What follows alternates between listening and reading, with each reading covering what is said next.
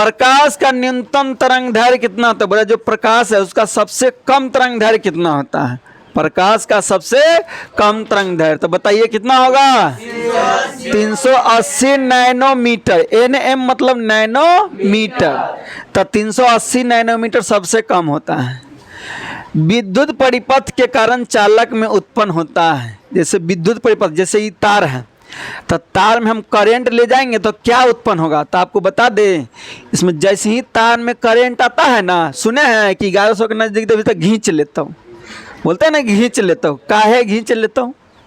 जैसे ही कोई तार में करंट पास होता है ना, तो जब चुंबक जैसा काम करने लगता है, लंगा हो तो 11,000 देखिए लंगे रहता है, लंगटे रहता है, पहनले पैंट नहीं रहता है, तो इसीलिए वो खींच लेता है। तो जैसे ही कोई तार है लंगा और उसमें लाइन जा रहा है, तो यानी करंट उत्पन्न होगा, तो जैसे उसका साथ भी जाइएगा तो लंगा है तो आपको बना देगा भिखमंगा, ठीक है?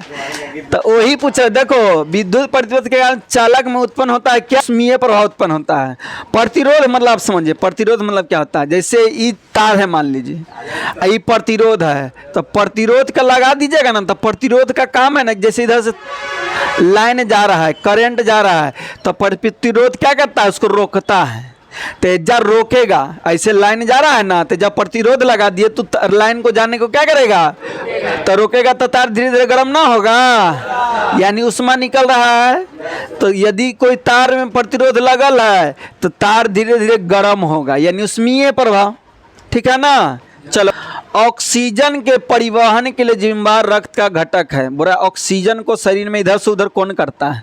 ठीक है, शरीर में ऑक्सीजन है, ठीक है, तो ऑक्सीजन को शरीर में कौन एन्ने ओने करता है? जैसे सांस ले लिया, ऑक्सीजन गया ना फेफड़ा भी, तो फेफड़ा से एन्ने ओने कौन कर रहा है? बस सांस लिए तो फेफड़े तक जा रहा है, फेफड़ा के बाद हम लोग किससे नहीं होगा, अंदर कुछ है जो उसको ले जाता है, ठीक है? तो आरबीसी ले जाता है, कौन ले जाता है? आरबीसी। ऑक्सीजन को आरबीसी ले जाता है, पूरा शरीर में कौन फैलाता है? आरबीसी। आरबीसी खून है आपका, जिसको कहते हैं रेड ब्लड सेल, यानी लाल रक्त कण, यानी लाल रक्त कण का जो लाल वाला खून है वो क्या करता है?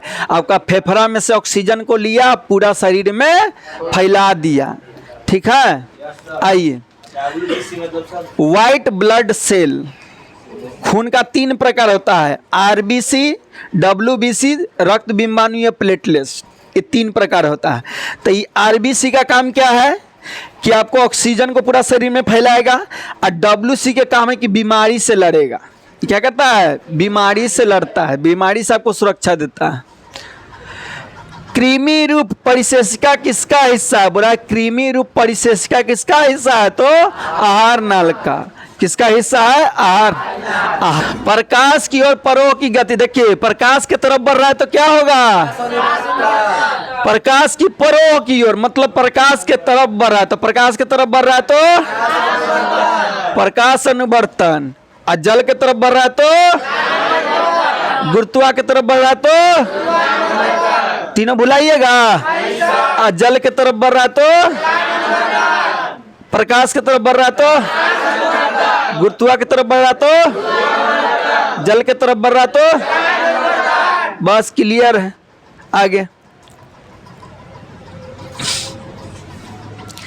किससे बचने के लिए आयोडीन युक्त नमक का प्रयोग किया जाता है? यानी बड़ा कौन बीमारी से बचने के लिए आयोडीन वाला नमक खाते हैं? कौन बीमारी से बचेला क्या खाते हैं? आयोडीन वाला नमक। तो कौन सी बचने से? घेंघा रोग, या इसी को ग्वाइटर रोग भी कहते हैं। क्या कहते हैं? घेंघा रोग या ग्वाइटर। तो आयोडीन कहते हैं किससे बचने के लिए? घेंघा रोग। यदि आयोडीन युक्त नमक नहीं खाइएगा तो आपको कौन सा बीमारी हो जाएगा? घेंघा रोग। अब मधुमेह किससे होता है? इंसुलिन के कमी से। शरीर में इंसुलिन कम गया तो कौन सा बीमारी होगा? मधुमेह या डायबिटीज यानी चीनी का रोग, शुगर वाला बीमारी, ठीक है, समझे कि नहीं? तो इंसुलिन का कमी से मधुमेह, आयोडीन के कमी से घेंघा। उच्च रक्तचाप, हाई बीपी, टेंशन लेने से, टेंशन लीजिएगा तो बीपी हाई हो जाएगा, हाई बीपी, ठीक है, बीपी टेंशन से लीजिएगा तो बीपी क्या हो जाएगा। तो एग्जाम आ रहा है, टेंशन ना लेना, ना तो बीपी हाई हो जाएगा तो आपको पानी नहीं चढ़ाना पड़ जाए। एक पता है ज्यादातर लड़की को ब्लड प्रेशर लो होता है, अब पता नहीं, ठीक है। पहले लड़की में भी अति आया, भगवान से क्या पूछेगा। आओ, मनुष्य के कपाल तंत्रिकाओं की संख्या कितनी है। तो कपाल तंत्रिका कितना है, 12 जोड़ी। कपाल तंत्रिका, कपाल यानी कपार में आके तंत्रिका जुड़ रहा है, कै गो, 12 जोड़ा, यानी क्या गो, वह संख्या में 24 गो। मस्तिष्क का कौन सा भाग में गंध पहचानने का केंद्र है, यानी दिमाग के कौन भाग है जो गंध स्मेल को पहचानता है। जैसे मुर्गा बना, मछली बना तो भूंज दिया, मियाज अंदर से खदबद आ गया, तो कौन पहचानता है, अग्र मस्तिष्क। कौन, अग्र। गंध उंध है, गंध, गंध यानी स्मेल, स्मेल पहचानता कौन है, अग्र मस्तिष्क, ठीक है।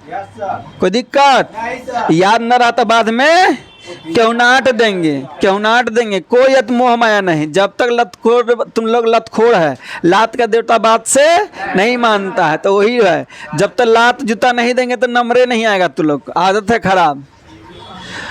प्रथम मासिक धर्म का प्रकट होना क्या कहलाता है। देखिए, मासिक धर्म महिला में होता है, एक बच्ची होता है, उसका एक उम्र आता है, तो मानसिक धर्म यानी महीना महीना, हर महीना में मानसिक धर्म होता है उसका, ठीक है।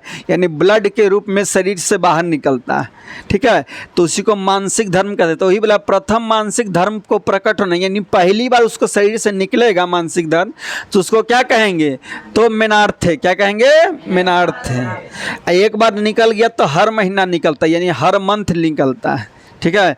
अंडाणु निषेचन नहीं होता है, तो वही खून के माध्यम से उसका शरीर से क्या होता है, महिला के शरीर से निकलता है। कोई दिक्कत। तो पहला जो मानसिक धर्म होता है उसको क्या कहते हैं, मेनार्थ है। जानने वाला चीज़ है, हंसने या मजाक करने वाला चीज़ नहीं है, ठीक है, हंसने या मजाक करने वाला चीज़ नहीं है।